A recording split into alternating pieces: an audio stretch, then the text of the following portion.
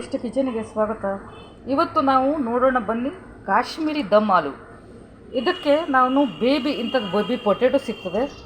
ಇದನ್ನು ನಾನು ಸಿಪ್ಪೆ ತೆಗೆದು ಹೀಗೆ ಮಾಡ್ಕೊಂಡಿದ್ದೇನೆ. ನೋಡಿ, ಇಂದಿರಲ್ಲಿ ಹಾಕ್ಕೊಂಡಿದ್ದೇನೆ. ತಗೊಂಡು ಬೇರೆ ಬೌಲಲ್ಲಿ ಹಾಕ್ಕೊಳ್ತೇನೆ. ಸ್ಟೈಲಲ್ಲಿ ಮಾಡಿ ಕಾಣಿಸ್ತೇನೆ. ನಾನು ಕಾಶ್ಮೀರಿ ದಮ್ ಆಲೂ ಮಸಾಲ ಮಿಕ್ಸನ್ನು ತೊಗೊಂಡಿದ್ದೇನೆ.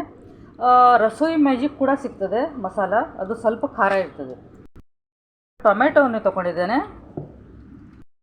ನಾನು ಈಗ ಡೀಪ್ ಫ್ರೈ ಮಾಡ್ಕೊಳ್ತೇನೆ. ಯಾವುದೇ ಪಂಜಾಬಿ ಡಿಶ್ ಆಗಲಿ, ಬದನೆಕಾಯಿ ಆಗಲಿ, ಯಾವುದೇ ಆಗಲಿ ಡೀಪ್ ಫ್ರೈ ಮಾಡಬಾರ್ದು, ಅವರು ಬಾಜಿ ಮಾಡೋದಿಲ್ಲ. ಮಸಾಲ ಇದೆಯಲ್ಲ, 3 ಸಾಮಗ್ರಿಯಿಂದ ಮಾಡಿ ಕಾಣಿಸ್ತೇನೆ.